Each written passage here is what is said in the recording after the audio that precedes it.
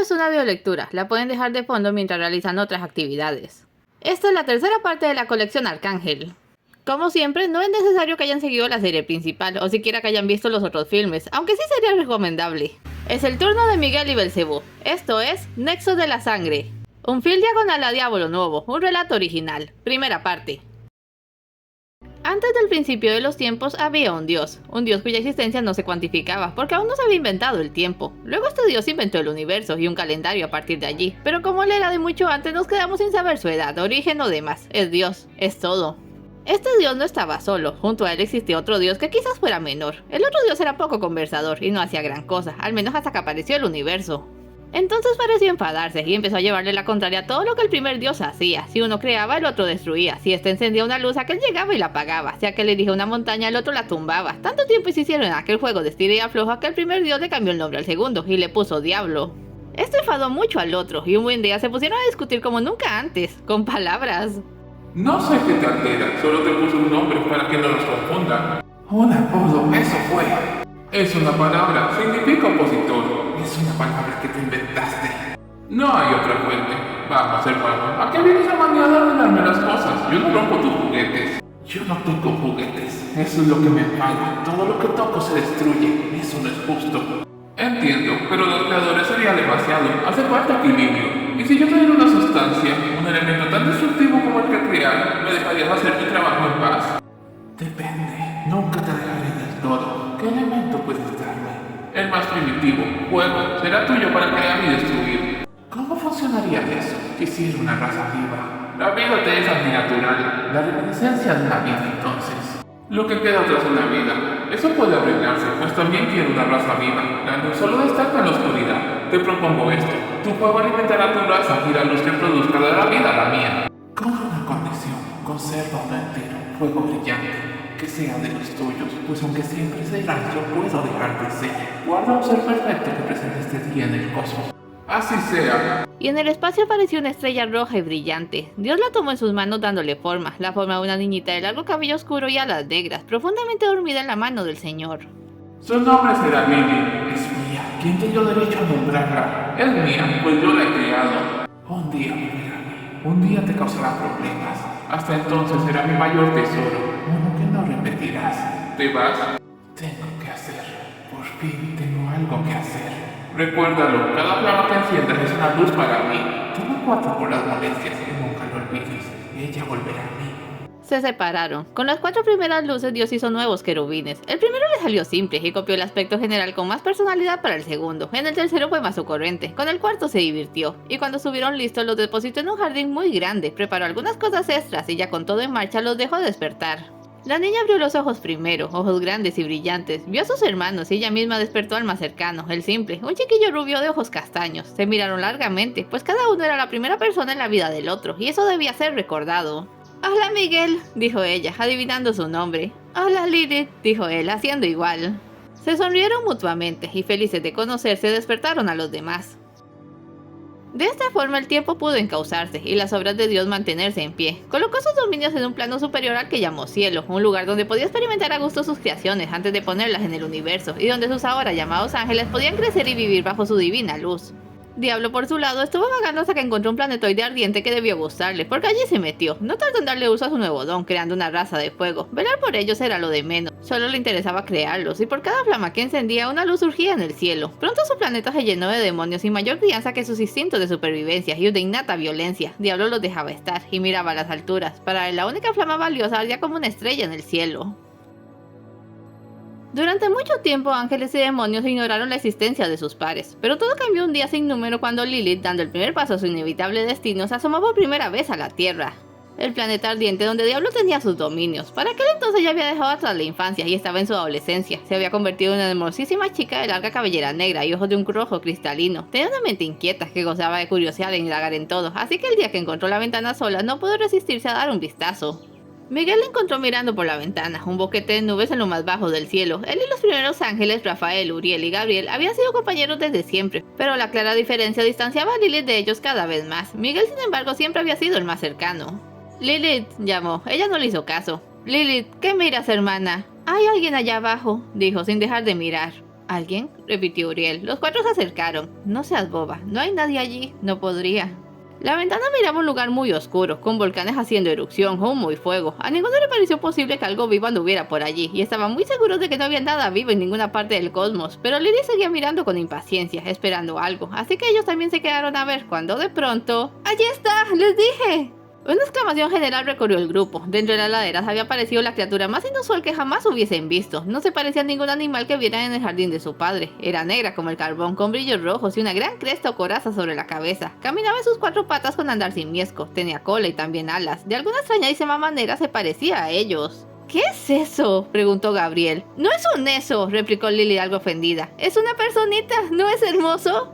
Hermana, tienes un gusto de lo más extraño. Vamos, Miguel, es asombroso. ¿Sabrán que lo miramos? ¡Hola, amigo! No creo que lo sepa, dedujo Uriel. No lo entiendo. ¿Cómo puede algo? Lily le miró feo. O alguien vivir allá abajo. Quiero decir, ¿está solo? ¿Qué es lo que come? No está solo, dijo Rafael. Allí hay otro. Se inclinaron más sobre la ventana. Una segunda criatura negra se acercaba lentamente. De repente se lanzó sobre la primera y se pusieron a pelear con una violencia que ninguno de los ángeles entendió. Lily dio un grito de miedo y le gritó a su nuevo amigo que se defendiera. Como si le hubiera escuchado, la primera criatura se impuso, sujetó a su atacante de la cabeza y le dio un brusco tirón. La segunda criatura cayó muerta. Los ángeles no habían visto nunca algo morir, así que no lo comprendían. ¿Se quedó dormido?, aventuró Gabriel. Con esa golpiza, tal vez, dijo Uriel. Miren, el otro quiere despertarlo. Su cabeza se mueve... ¡Cielos! Rafael se echó para atrás antes que los demás. La criatura viva acababa de morder a la muerta en el cuello. ¿Se lo está comiendo?, dijo Uriel atónito. No deberíamos ver esto, dijo Miguel. Tomó a su hermana de los hombros. Vamos, Lilith, ya no mires. Pero Miguel, yo quiero... No, esa criatura es extraña y peligrosa. No debemos mirar algo así. ¿Qué tiene de malo? ¿Tiene que comer? Eso dijo Uriel. No dije que tuviera que comerse a otro como él, eso es malo. ¿Y eso qué significa?, preguntó Lily desconcertada. ¡Deja de empujarme, Miguel! No significa nada. Circulando, tenemos que llegar a los maitines. Lily resopló molesta y no hizo el propio de andar. Miguel tuvo que empujarla todo el camino. Estaba turbado por la grotesca escena que acababa de presenciar. Por principio, cada ángel era algo más avispado en entender ciertas cosas que otros, y él era bueno en entender conceptos violentos. Había sido el único en notar que la segunda criatura había muerto cuando los otros la creyeron dormida. ¿Qué clase de ser era ese que mataba a uno de los suyos? Aquel ser era un demonio, y se llamaba Belcebú. El nombre se lo había puesto él solito, pues no valía la pena esperar que su amo, el diablo, se molestara en hacerlo. Recordaba haber despertado en aquel mundo ardiente siendo solo un pequeño diablillo, y desde entonces había tenido que valerse por su cuenta. Encontrarse con otros demonios no era buena señal. Había que sobrevivir, había que alimentarse, y a falta de cualquier otra cosa comestible en aquel terreno, su propia raza era presa y cazador. Luego de comer cuanto pudo, se dispuso a irse. El olor a sangre podía atraer a otros. Debía buscar un refugio para descansar de la pelea, así que abandonó el cuerpo del demonio vencido y se alejó, no sin antes darle una mirada al cielo cubierto de nubes. Hubiera jurado escuchar una voz mientras luchaba. La verdad es que desde hace unos días tenía la sensación de que lo estaban observando más de lo normal. Quizás solo fuera el hambre. Aquella había sido su primera comida en más de un mes. Encontró una gruta medianamente fresca y se acurrucó, satisfecho consigo mismo. A pesar de ser algo enclenque, había sabido defenderse hasta ese momento. Sería una buena historia para contar, si hubiera alguien a quien contársela. ¡Lo encontré! La biblioteca del cielo había abierto sus puertas hacía muy poco. Los ángeles y querubines aprendían a leer y escribir pacientemente, pero Uriel, cuya inteligencia veloz era destacable, había aprendido en solo 2 lecciones, así que aparte de enseñar a otros, iba de allí para allá entre los millares de libros. Aquel era su lugar favorito, y a nadie extrañó que apenas unos días después del descubrimiento de la criatura, anunciara que había descubierto lo que era. Les mostró a todos el libro, con una ilustración que dejaba a las claras su éxito. Se llaman demonios, explicó, con semblante preocupado. Me tardé en hallarlo porque este libro no lo escribirán hasta después del 2000 DC. ¿Qué significa DC?, preguntó Miguel. Después de Cristo. ¿Y ese quién es?, preguntó Lilith. Ni idea, pero ha de ser importantísimo si dividen el tiempo en antes y después de él. A la de menos es un huracán de esos devastadores. ¿Sabían que los van a nombrar? Sí, muy interesante. Lily le quitó el libro. ¿Qué más dice de ellos? No mucho realmente. Están hechos de fuego, viven bajo tierra, obedecen a algo llamado el diablo. No pude hallar mucho más. ¿Notan que parte del texto está borroso? Son de esas cosas que aún no deberíamos saber. Entonces hay que dejarlo así, dijo Miguel, tomando el libro y cerrándolo. Si no debemos saberlo, entonces no hay que investigarlo. Pero yo quiero saber. Hay una cosa más, no lo entendí muy bien. El libro dice que son enemigos de los ángeles, pero no entiendo esa palabra muy... ¡Suficiente!, exclamó Miguel. Él sí entendía la palabra enemigos. Lily no necesita saber nada de esto. Miguel...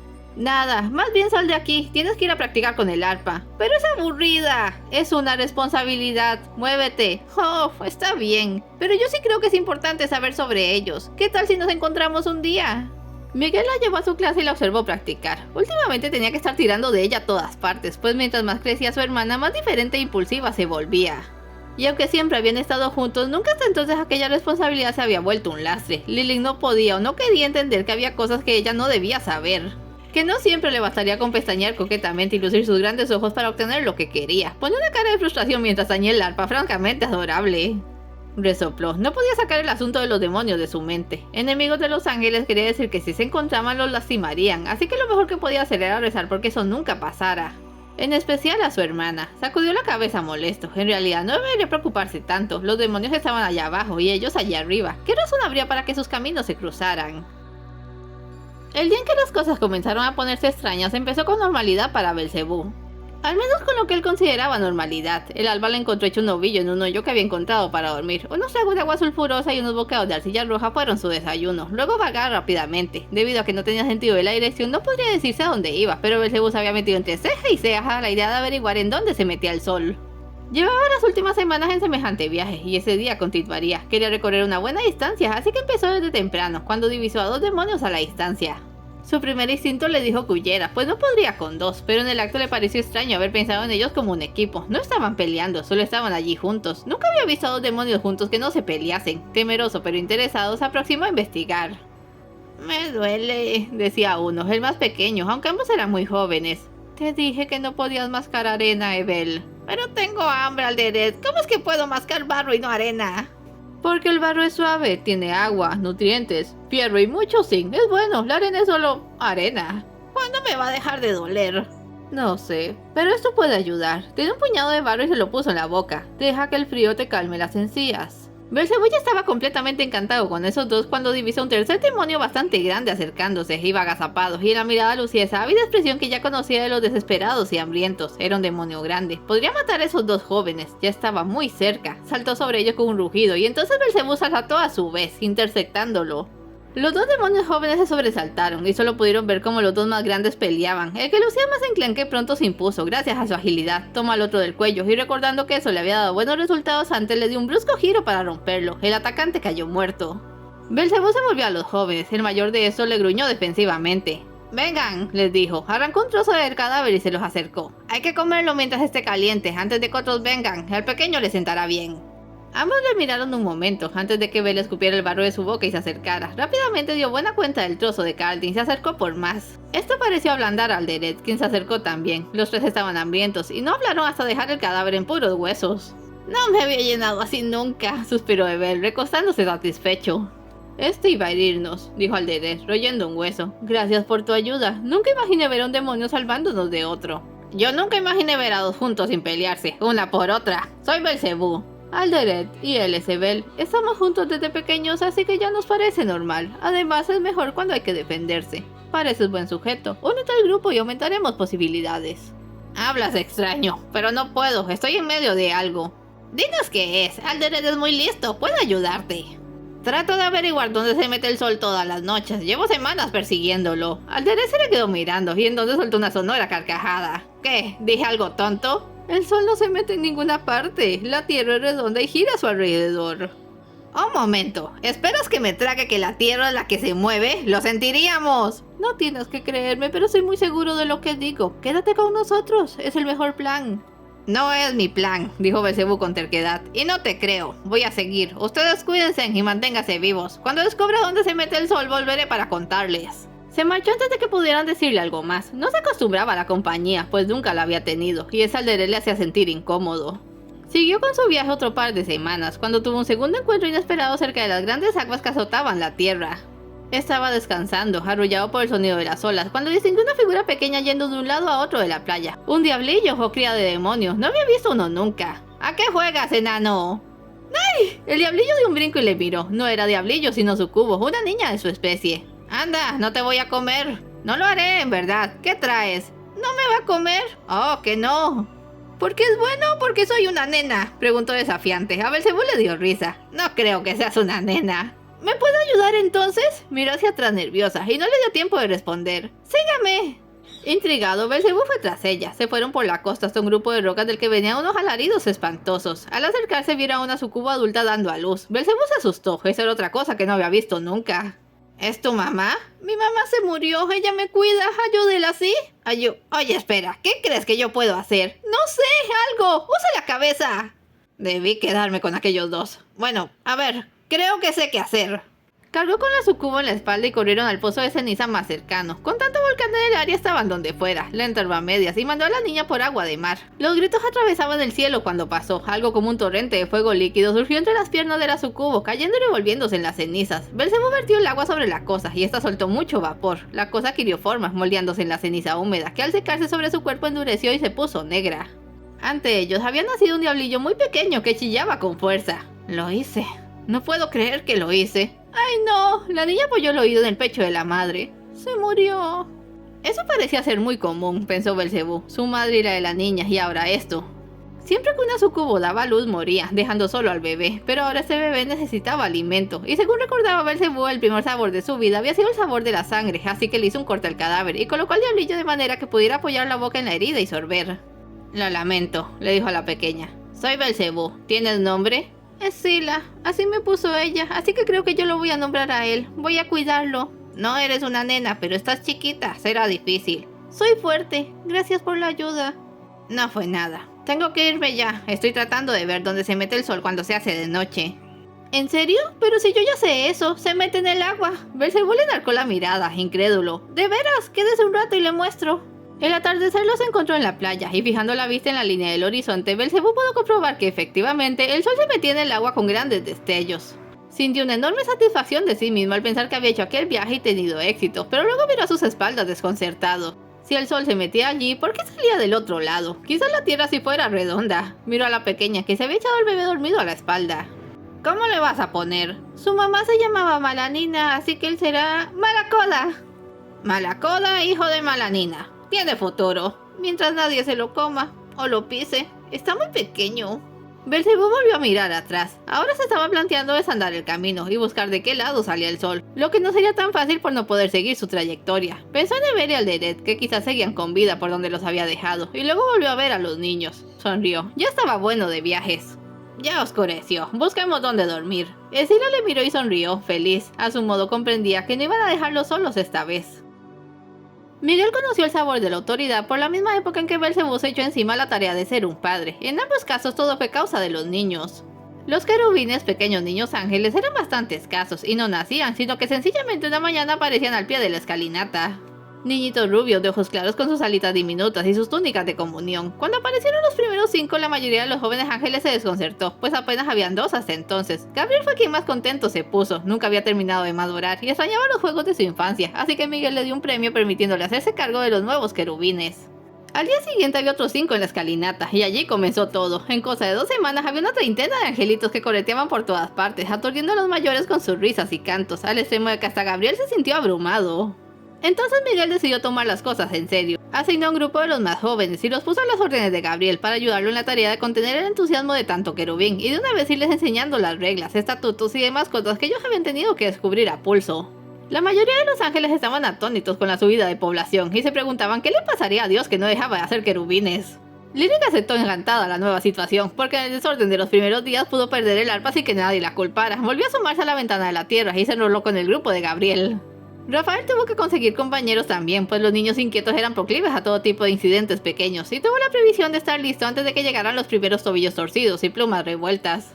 Sin embargo, y para desconcierto general, el primero en ponerle el grito en el cielo por tanto hermanito nuevo fue nada menos que Uriel.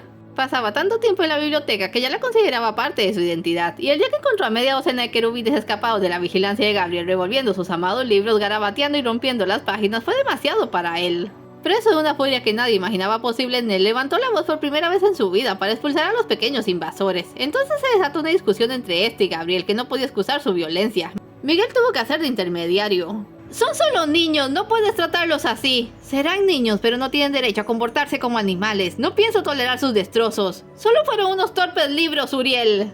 ¿Torpes libros? Son nuestra fuente de conocimiento, Gabriel. Un día tendrán que aprender a leer. Y si para entonces no los has controlado, no seré yo quien les enseñe. No quiero ver a un solo querubín en mi biblioteca si no lo acompaña alguien responsable. No es tu biblioteca, Uriel, le cortó Miguel, pescando la falta. Y nada excusa que maltrates a los niños, pero te doy la razón, tampoco debe permitirse destruir la propiedad del cielo. Los querubines tienen derecho a entrar en la biblioteca, pero hasta que comience su educación tendrán que estar acompañados. Gabriel, consigue refuerzos. Uriel, reúne algunos ángeles de confianza que te ayuden. Y la próxima vez que quieran ponerse a discutir a plena vista, recuerden que hay niños mirando. Hay que dar el ejemplo. Uriel apretó los puños, furioso con la idea de haber perdido la privacidad que hacía tan valiosa su biblioteca, pero concedió y se marchó. Gabriel tomó a los niños asustados y los llevó con el resto del grupo. ¿Tienes idea de cuántos tenemos ya?, le preguntó Miguel a Rafael. Aparecieron 7 más esta mañana, ya son más de 60. Cielo santo, no nos damos abasto, Miguel, esto tiene que detenerse ahora. No está en nuestras manos, es padre quien nos pone allí y debemos cuidarlos, son nuestros hermanitos a fin de cuentas. ¿Qué otra cosa podría yo hacer? Bueno, aún puedes hablar con padre. Miguel lo miró esperando que estuviera bromeando, pero ya desde entonces sabía que Rafael no era hombre de burlas. Lo que le había llamado la atención fue cómo su sugerencia se había adelantado por segundos a su propia idea. Sí, podía hablar con padre. Él hacía los querubines, así que nada le costaba frenar un rato, darles tiempo de adaptarse a aquella nueva situación. Presa del miedo, pues jamás lo había hecho, se acercó a las grandes puertas y no sabiendo si sería respetuoso llamar con la voz, tocó suavemente. La puerta cedió unos centímetros y Miguel entró con la cabeza baja, le vio las sandalias al señor y no se atrevió a ver más arriba. ¿Padre? No temas, hijo mío. Dime qué te angustia. Se trata de los pequeños. Nos hace feliz el soplo de nueva vida en el cielo, pero todo esto llegó sin aviso y es preocupante. Por primera vez he visto a mis hermanos pelear con verdadera ira y eso me asusta. Así que pensaba, ¿no podrías, no sé, dejar de hacer querubines? Solo unos días, mientras nos acostumbramos. Miguel, mira ya. Se atrevió a subir un poco la cabeza para ver cómo la gran mano de luz indicaba algo a un lado a sus pies. Había allí algo como un agujero similar a la ventana a la tierra, una ventana muy oscura de la que salía despedida una esfera de luz atrapada en una burbuja. Miguel se quedó mirando las burbujas relucientes como alucinado. De una luz así surgiste tú y tus hermanos. Yo las moldeo y les infundo vida, de lo contrario se extinguen. ¿Vienen de ese hoyo?, preguntó Miguel sin comprenderlo. Creía que las creabas tú. De mí vino el poder, pero no está en mis manos. No lo comprendo, padre. No debes comprenderlo, solo aceptarlo, de la forma que aceptaste la existencia de los seres descubiertos por tu hermana. ¿Los demonios? ¿Qué opinas tú de las criaturas que vagan sin ley? Bueno, aquello ya se había salido del tema. No lo sé, son muy extraños, diferentes. Me preocupa que Lilith los observe tanto. Uriel dijo que eran nuestros enemigos.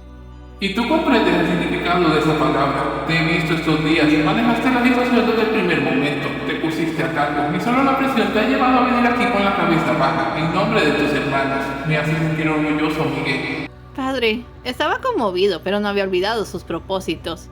En respuesta a tu petición, temo que no puedo detenerme. Habrá 100 ángeles nuevos y ni uno más. ¿Cómo debo proceder entonces? Sigue tu criterio, eres digno de mi confianza y te concedo autoridad sobre todos los ángeles, así que harás lo correcto. Miguel abandonó la sala sin saber qué le impactaba más, la idea de que había algo que su padre podría prever pero no controlar, que fueran a ver 100 querubines alborotando en el cielo, o que le hubieran puesto a cargo de la situación. Hasta el momento su principio de actuar primero ante cualquier eventualidad era más una simple reacción involuntaria, ahora era una responsabilidad.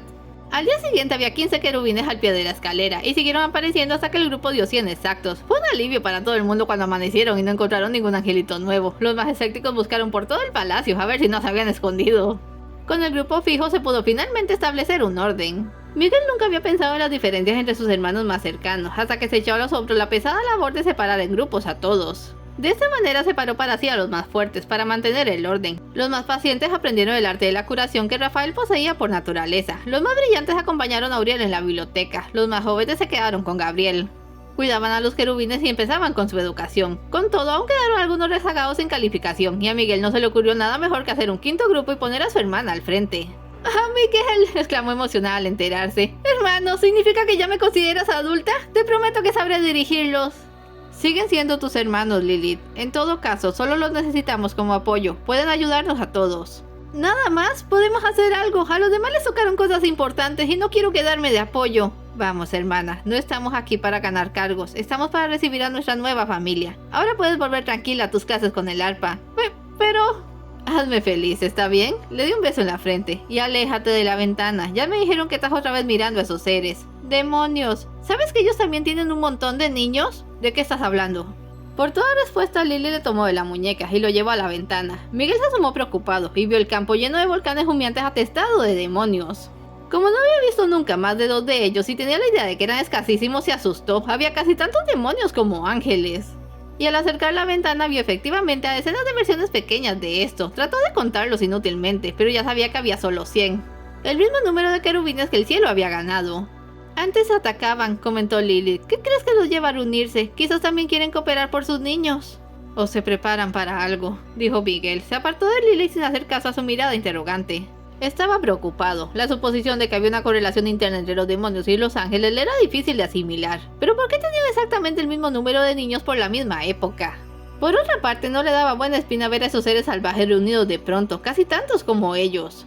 Temeroso de lo que podía pasar, se fue a la capilla a rezar la misma plegaria que había estado haciendo desde que descubriera su existencia, que los demonios aún no se enterasen de la suya. Es todo por hoy, no se vayan sin dejar un like y un comentario, y nos vemos en la siguiente parte.